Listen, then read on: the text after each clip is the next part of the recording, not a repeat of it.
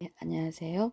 오늘은 투사적 검사의 평가를 통한 아동의 이해 파트에서 지난 시간에 이어서 투사적 검사의 평가 파트를 알아보려고 합니다. 그림을 해석하는 데 있어서 심리학적 측면에 대한 정보를 어떻게 알 수 있는가에 대한 접근 방법은 인상주의적 해석 방법하고 또 구조적 해석 방법으로 소개를 하고 있네요. 이 교재는 우리 주교재 92페이지에 해당되는 내용입니다. 그 첫 번째로 인상주의적 평가라는 건 전체적 평가 방법이다 라고 이해하시면 되는데요. 상담자에게 주는 주관적인 인상에 근거하여 피검사자의 심리적 특성에 대해 해석하는 방법이고요. 상담자의 공감 능력, 직관력, 예민함이 요구되기도 합니다. 상담가의 공감 능력, 직관력, 예민함은 타고난 소질일 수도 있고 훈련을 통해서 길러짐으로 상담자가 어떤 그림을 보고 예를 들어 무엇인가 허전해 보인다, 왠지 불안한 느낌이 든다, 화가 난 것 같은 무서운 인상을 준다, 이 집은 왠지 유령이 나올 것 같다, 그 사람은 한없이 쓸쓸해 보인다 같은 인상이 들 수 있고 좀 더 인지적으로 이 나무는 균형이 잡혀 보인다 같은 느낌을 받을 수도 있고 때로는 이 집은 공중에 붕 떠 있다 같은 것처럼 비유적인 인상을 얻을 수도 있습니다. 그림의 전반적 느낌의 인상을 얻은 해석 과정은 그림을 보자마자 떠오를 수도 있고 처음에는 별다른 느낌을 받기 어렵지만 여러 번 반복해서 보면서 서서히 떠오를 수도 있다고 해요. 그래서 그림을 한눈에 처음 보고서 인상을 형성해야만 이제 그걸 느낄 수 있다라는 것을 너무 강박적으로 느끼지 않아도 된다는 것이고요. 관찰 과정을 통해서 반복하면서 자유롭고 첫인상을 바꾸거나 수정해도 됩니다. 때로 다른 임상 전문가와 함께 이 그림에서 어떤 인상이 드는지를 토론해 보는 것도 귀중한 통찰을 줄 수도 있습니다. 그림에 대한 인상주의적 해석만으로 피검자의 심리적 특성 혹은 상태를 정확히 이해할 수는 없고요. 또 그래서도 안 된다고 합니다. 피검자를 전체적이고 종합적으로 이해하기 위해서 반드시 구조적인 해석을 함께 해야 된다고 하는데요. 그렇다면 구조적인 평가는 무엇인지 살펴보도록 하겠습니다. 구조적 해석 방법이란 그림의 여러 가지 구조적 요소들, 그림을 그려나가는 순서, 그림의 크기, 그림을 종이 위에 어느 위치에 그렸는지, 또 그 필압, 획이나 선의 특징, 왜곡 및 생략, 그림이 주는 인상과도 일치하는지, 다른 심리검사나 임상적 관찰, 면담 자료와도 일관되는지 여러 요소를 찾아내어서 그 요소들이 의미할 수 있는 것을 제시하고 구조적 해석을 하되 가장 주의할 점이 이제 절대로 1:1 해석을 해서는 안 된다고 해요. 예를 들면 그림을 과도하게 크게 그렸다거나 이제 경조증 상태의 자아 팽창일 수도 있고 지나치게 성취 수준이 높을 수도 있고 충동 조절에 어려움이 있을 수 있다는 가설을 세울 수 있다고 합니다. 이 가운데 가장 적절한 가설이 무엇인지 다른 자료들을 근거하여 채택하는 것이 구조적 해석 방법이라고 합니다. 나무 그림 밑에 지평선처럼 선을 그릴 경우 안정감에 대한 욕구가 있는 것이므로 내적 불안정감이 있을 수 있고요. 그런 가설을 세울 수 있다는 거죠. 그렇지만 가설은 다른 임상 자료를 함께 고려하여 채택하거나 기각해야 하는 가설이지 그런 선을 그렸다고 해서 이 아동은 불안정하다라고 해석해서는 안 된다는 것입니다. 이렇게 밑에 선을 그리는 것은 유치원 같은 곳에서 배우거나 습관적으로 그냥 그리는 것을 이제 배제할 수 없기 때문에 직그림에서 굴뚝에 연기를 그릴 경우 채워지지 못한 애정 욕구가 강하다라는 가설을 세우고 있거나 굴뚝이나 연기를 그렸다고 해서 반드시 이 아이는 애정 욕구가 강하다라는 해석해서는 안 되고 이를 뒷받침하는 다른 임상 자료들이 있는지 반드시 확인해야 합니다. 2004년도에 연구에서 신민서 박사님이 연구하신 것 찾아보면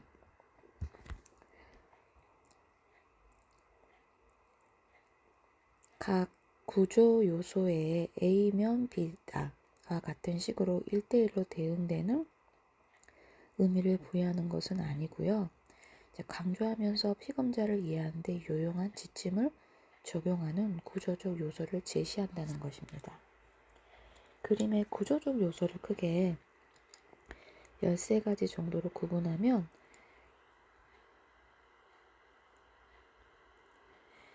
그림은 어떻게 그려나가는가, 그림의 크기는 적절한가, 그림의 위치는 어느 위치에 그렸는지, 이제 힘을 주어서 얼마만큼 압력을 눌렀는지, 그 필압이라고 하는데요.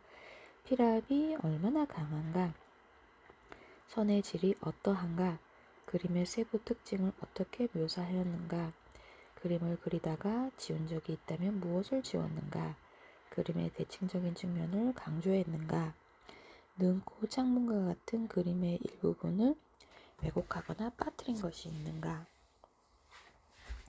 척추뼈가 보이게 사람을 그리는 등 투명성에 대한 부분이 나타났는가, 그림의 대상이 움직이고 있는 모습을 그렸는가, 종이의 방향을 돌려가며 그렸는가, 지시한 것 외에 무엇을 더 그렸는가. 저는 이 구조적 요소의 13가지 중에 제가 만났던 아이들의 그림에 대한 부분들을 이제 회상해 보니까 생각나는 아이들이 몇 명 있기는 해요. 여러분도 이제 경력이라는 것이 쌓이면서 여러분을 또 이제 조금 힘들게 하는 아이들, 아니면 선생님 나 좀 봐주세요 하는 민서희 같은 아이들, 그런 아이들의 그림을 이제 관심 있게 관찰하고 분석하는 그런 부분들이 분명히 현장 경험을 쌓으시면서 있으실 거예요. 그렇다면 그림을 그린 순서, 이제 그림을 지우고 다시 그림을 그릴 때 어떤 점이 달라졌는지 이제 그런 부분들을 한번 들려드릴게요. 그림을 그리는 순서 및 그리는 양상의 추이를 살펴보면 피검자의 내적인 갈등과 그러한 갈등이 주는 심리적 위협을 어떻게 방어하는가에 대한 양상을 알아볼 수 있대요. 첫 번째가 그린 그림을 지우고 다시 그릴 때 어떤 점이 달라졌는가를 살피고, 어깨가 산만한 사람을 그렸다가 어깨를 튼튼하게 그렸다면 새로운 상황에 처했을 때 열등감을 느끼지만 다음에 강해 보이려고 노력하고 강한 척 하려고 한다는 가설을 세울 수 있습니다. 두 번째, 그림과 그림의 순서를 비교하는 것입니다. 그림과 그림의 순서를 비교하는 것도 매우 중요한데요. 만일 남자 피검자가 사람을 그릴 때 먼저 딱 버티고 서 있고는 크고 위협적인 여자를 그리고 난 다음에 움츠리고 서 있는 작은 남자를 그렸다면 이 피검자는 여성에 대해 위협적이라는 표상을 가지고 있지만 남성에 대해서 위축되고 수동적인 존재라는 표상을 가지고 있다고 추론할 수 있습니다. 세 번째, 선의 질이 변화했는가를 살피는 것입니다. 처음에는 옅게 스케치하듯이 그리다가 그 선 위에 점차 여러 번 덧칠을 하여 진하게 하려고 한다면 이는 자신이 없고 어떤 일을 수행할 때 불안감을 느끼고 있다고 볼 수 있습니다. 또 이를 보상하기 위해 여러 가지 노력을 기울이고 있다는 가설을 세울 수가 있다고 해요. 그래서 처음에는 선을 정교하게 그리다가 점차 아무렇게나 그린다면 익숙하지 않은 과제에 꾸준히 집중하기 어렵고 산만한 스타일이거나 다소 충동적이고 무슨 일이 쉽게 이제 실증내는 그런 경향을 지닌 자로 볼 수 있다고 해요. 그림을 이상한 순서로 그릴 것, 일반적이지 못한 그림이므로 사고장애나 발달장애 환자에게 관찰되는 부분을 볼 수 있고요. 다섯 번째, 그림을 그리는 과정 중에 수행 중 수준 변화를 보며 그림을 그리면서 속도나 에너지 수준의 상태를 탐색한다는 것입니다. 그림 그리는 크기의 적절성도 보통 크기냐, 크게 그린 그림이냐, 또 그림을 그린 위치는 종이 가운데 그렸냐, 또 오른쪽에 치우쳐 그렸냐, 왼손에 치우쳐 그렸을 경우, 또 위쪽에 치우쳐 그렸을 경우, 아래쪽에 치우쳐 그렸을 경우, 구석에 몰아서 그렸을 경우, 이런 부분들이 또 조금 관심 있게 봐야 되는 부분이고, 아까 말씀드렸던 필압, 얼마만큼 누르는 힘을 주고 그 압력에 대한 부분을 획을 힘주어 그리는 경우, 그렇지 않은 경우보다 더 자기주장적이고 충동적이며 약하게 그리는 경우는 에너지 수준이 낮거나 억제적이고 억압적이라고 해요. 그래서 필압이 강할 경우 적응을 잘 못하고 부적절하게 대처하거나 자신이 없고 우유부단한 경우와 소심하고 자주 망설이고 두려움이나 불안정감을 느끼거나 불안 증상과 관련된 신경증적 상태에 있는 경우에 해당된다고 합니다. 필압이 이제 또 아까는 강한 경우고 필압이 약한 경우는 선을 연하게 그린 경우인데요. 적응을 잘 못하고 부적절하게 대처하거나 자신이 없고 우유부단하고 소심하고 자주 망설이고 두려움과 불안정감을 느끼거나 불안한 증상과 관련된 신경증적 상태에 있거나 우울증 및 의지를 상실한 상태에 있다는 가설을 세울 수도 있습니다. 또 획이나 선의 특징에서도 획을 길게 그릴 때 행동을 적절하게 통제하는 경향, 지나치면 과도하게 억제하는 경향이 있음을 알 수 있고, 이런 거를 시험에 내면 여러분이 얼마나 스트레스를 받을까라는 생각이 들더라고요. 그래서 시험에 내지 않았어요. 지금 오늘이 이 녹화를 뜨는 지금 3번째 시간인가요? 오늘은 3월 16일 토요일이에요. 지금 매일매일 녹화를 뜨고 있거든요. 여러분이 조금 이제 개강하고 과제가 뭔지 막 이제 발표 준비하고 이제 개강에 대한 설레임과 이 봄이 너무 순식간에 순삭이 돼버리거든요. 그래서 그냥 그런 시간에 스트리밍 해놓으시라고 매일매일 저도 아침에 일어나서 지금 9시 조금 넘은 시간이거든요. 녹화를 뜨고 있는데, 그래서 최대한 빨리 여러분들이 실습을 가기 전에 조금 수월한 과목을 마스터 해놓고 마무리 해놓고 다른 과목에 집중할 수 있도록 제가 좀 속도를 내고 있습니다. 그래서 어제는 도서관 가서 ACC 도서관을 갔었거든요. ACC 도서관에서 주교재, 부교재 놓고 시험 문제를 어떻게 할 것인가를 심사숙고 고민하다가 여러분 스트레스 안 받게 조금 배려하는 차원에서 시험 문제를 거의 완성을 해놨어요. 그래서 이제 그런 부분들은 수업 시간에 조금 더 자세히 여러분들이 좀 고생을 덜하게 안내하겠습니다. 그림의 세부 특징에 대한 묘사 방법이 있는데요. 이거는 보통 지능을 가진 사람이 필수 구성 부분을 그리지 않는 경우에 지적 붕괴가 시작되고 있거나 정서적 혼란이 있는 경우를 암시합니다. 필수적인 구성 부분만 주의 깊게 그린 경우는 환경과 타인 관계에 어느 정도 곤란이 있는 경우에 흔히 나타나고요. 과도하게 상세하게 그린 경우는 강박적, 정서혼란, 신경증, 초기분열, 뇌기질 장애에 나타날 수 있습니다. 적절한 상세함이 결여된 경우는 에너지가 적고 움츠러지는 경향이 있고요. 우울감, 습관적인 것을 무시하는 사람에게도 볼 수 있습니다. 지적 경험이 있는 경우에도 나타날 수 있고요. 그림을 지운 흔적이 있다면 무엇을 지웠는지 탐색할 수 있는데요. 지나치게 자주 지운 경우는 불안감, 우유부단, 불확실성, 자신에 대한 불만족감을 반영할 수 있습니다. 특정 부분을 지워버린 경우는 그 부분이 상징하는 것에 대한 심한 갈등과 관련이 된다고 합니다. 처음보다 나은 형태로 지우고 다시 그린 경우는 바람직한 적응 상태로 볼 수 있으나 지우고 수정한 모습이 지나치게 세밀하다면 문제의 가능성도 배제할 수 없습니다. 수정된 결과가 처음보다 나빠진 경우는 기질적 질환의 가능성을 검토해 보아야 하고요. 수차례 다시 지우고 그림을 그 부분에 대한 갈등을 시사하는 것이기 때문입니다. 대칭적 측면을 강조하는 부분은 대칭성이 지나치게 부족할 경우, 대칭성이 너무 결여되어 있을 때, 예를 들어 한쪽 발은 젓가락처럼 그리고 다른 발은 씨름 선수처럼 그렸다면 이는 정신병적 상태가 뇌 기능장애가 있다라고 보시면 된다는 거예요. 그런 그림은 본 적이 없는 것 같긴 해요, 제가. 근데 그렇게 그리면 정신장애, 뇌기능장애가 있다라고 이해해야 된다고 합니다. 대칭성을 지나치게 강조하는 경우도 이제 문제가 있는데, 이는 성격적으로 과도한 경직성, 융통성 부족, 지나친 억압이나 그런 주지와 경향성, 강박적인 감정의 통제를 시사한다고 합니다.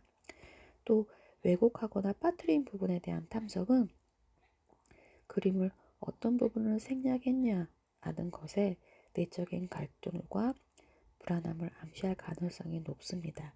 특히 특정 부분을 생략하거나 왜곡하는 것은 내적 갈등이 그 무엇과 관련된 것임을 추측할 수 있습니다. 그림을 이해할 수 없을 정도로 극단적으로 왜곡하였을 경우에는 현실 검증력의 장애를 알 수 있고요. 부정적인 자기 개념을 알 수 있다고 해요. 투명성의 유무도 유아나 아동의 경우를 제외하고는 일반적으로 병리적인 징조라고 합니다. 흔히 정신분열 환자에게서 나타나기 쉽고 정서적, 기질적 원인에 의해서 성격의 통합 상실과 관련이 된다고 합니다. 운동성은 집 그림에 운동성의 표현은 없는데 나무 그림에서 바람이 불어서 흔들거리는 상태를 그려내는 경우가 있고, 인물상의 움직임은 흔히 있는 표현이라고 합니다. 확장된 운동은 뛰기, 달리기, 무용 스포츠 이런 부분들을 확장된 운동이라고 하네요. 기분이 밝고 활동적 경향성을 나타내기도 하나 때로는 침착성 없는 성격을 반영하기도 합니다. 수축적 운동은 웅크리고 앉거나 무언가에 기대 앉거나 짐을 지고 있는 경우 정신적으로 피로했고 또 에너지 수준이 낮고 우전증의 경향성을 시사한다고 합니다. 기타의 운동은 자발적 운동을 하고 있으나 적극적인 활동이 아니고 걷거나 앉거나 독서, 직면한 상황에 대응하여 행동을 변화시켜 나가는 사람에게 흔히 나타나기도 합니다. 나무의 운동은 무너질 것 같은 집, 벼락이 떨어질 것, 바람에 휘어진 나무, 낙엽이 떨어지는 나무 등에 대한 표현인데요. 그러한 경우는 병리적인 문제가 있는지 검토해 보아야 한다고 해요. 이러한 운동성은 외부 압력과 마음속의 무의식적 욕구에 의해 자기가 지배되고 그것을 자신의 힘으로 통제할 수 없다는 감정의 표현으로 나타날 수 있고, 성격의 붕괴를 느끼고 있는 정신분열 환자에게서도 보인다고 합니다. 방향은 이제 검사를 받는 환경에 대한 태도와 감정 및 대인관계 상황의 태도를 알려준다고 해요. 그래서 HTP 검사가 모두가 지나치게 정면을 고집하고 그려진 경우에 타입이 잘 안 되는 성향이 있거나 반동 형성의 방어가 있는 사람에게 흔히 나타난다고 합니다. 그래서 인물의 정면, 여성에게 많고 자신을 노출시키고자 하는 경향을 반영하는데, 남성 피검자가 그린 남성상의 정면 인물은 노출증이 있는 경우에 나타날 수 있습니다. 얼굴은 옆얼굴, 몸 전체, 정면, 다리는 옆으로 향한 경우 관찰력의 빈곤과 판단력이 빈약한 피검자에게도 나타날 수 있습니다. 남성으로는 남성상을 옆으로, 여성상을 정면으로 하는 경우는 이제 강한 자기 방어라고 합니다. 일반적인 방향과 다른 그림은 피검자가 억압하고 있거나 승화하고 싶어하는 적대적인 심리 상태를 시사할 수 있다고 해요. 직그림에서 한 면만 그려지고 문이 없거나 옆 모습의 인물에서 한 팔과 한 다리만 보이는 경우는 환경에 직면하는 것을 두려워하거나 또 자폐적 사고, 익숙한 것에만 촉촉하려는 성향이 있을 수 있습니다.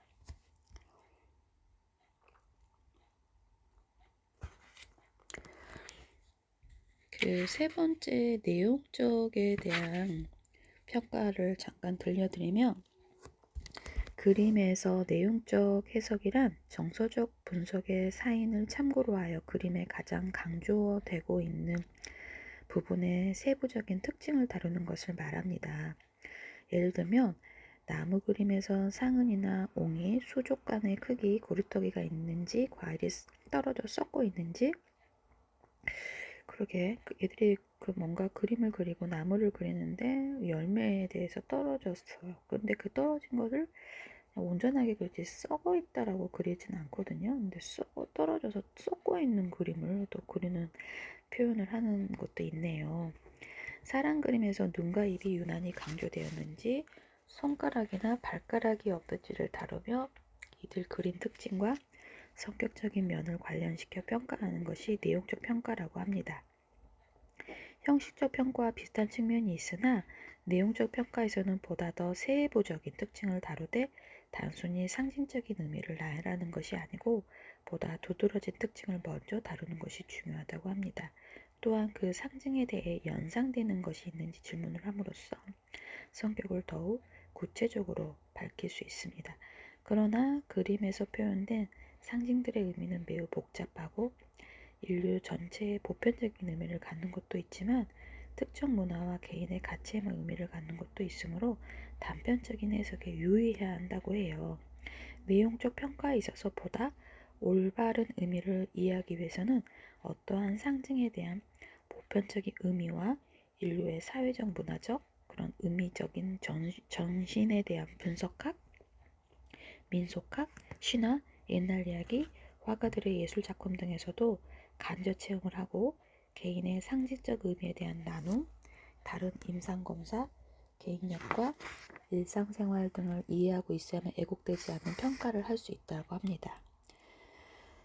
투사적 검사에 대한 해석에 대한 부분을 살펴보면 집, 나무, 사람 검사, 하우스, 트리, person, HTP 그래서 해석 지침이 있는데요. 여기에서 소개되는 HTP의 검사 평가 방법은 인물화에 대한 내용인데요. 혼합된 형태를 제시할 것이므로 전체적인 분석 기준들을 함께 참고하여 평가하는 방법을 제시하기도 합니다. HTP 그림 검사의 기본적인 해석 지침은 그림 검사의 해석은 피검자가 이전에 다른 심리 검사를 받았다면 검사 결과와 행동 관찰, 개인력, 과거 병력, 가족력, 면담 자료 등을 고려하여 적절한 이론적인 틀에 의해 통합적으로 이루어져야 한다고 해요. 해석은 어떠한 정보를 어떻게 읽어낼 것인가 라는 두 가지 측면의 문제가 제시되고 앞의 문제가 해석 이론과 개념적 문제라면 후자는 해석 방법이라고 할 수 있습니다. 그림에서 무엇을 볼 수 있는가에 대한 논의는 검사자의 이론적 틀, 이론적 개념의 종류, 임상 경험 정도에 따라 다르고요. 그래서 집그림 검사를 먼저 살펴보면 집그림은 피검자 성장해 온 그런 가정 상황에 따라서 가족관계가 어떻게 인지하고 있는지를 보여주는 경우가 많습니다. 개인에 따라서 현재 가정에 대한 기대 또는 과거의 가정, 원하는 가정을 나타내기도 하고 집 그림을 구성하는 필수 부분은 지붕, 벽, 출입문, 창문 등이 있고 이를 통해 피검자에 대한 현실에서 인간관계, 환경에 대한 적응, 내적 공상 등에 대한 이해가 가능해진다고 해요. 그래서 집 그림은 피검자가 성장해온 가정 상황과 가족 관계를 어떻게 인지하고 어떠한 감정을 갖고 있는지 가족과 관련된 감정과 이상적인 집에 대한 소망들이 투사되어 나타난다고 합니다. 집의 1차적인 기능은 사람이 사는 곳이고 집 그림은 그 사람 자아의 표상이고 현실 관계의 양상과 정도를 보여줍니다. 집 그림을 구성하는 필수 부분은 지붕, 벽, 출입문, 창문인데 이를 통하여 피검자에 대한 현실에서의 인간관계, 환경에 대한 적응, 내적 공상 등에 대한 이해가 가능해집니다. 집 그림의 해석은 그림을 전체적으로 평가하는 것과 함께 필수 부분을 어떻게 그리는지에 대해 주의 깊게 관찰해야 된다고 해요.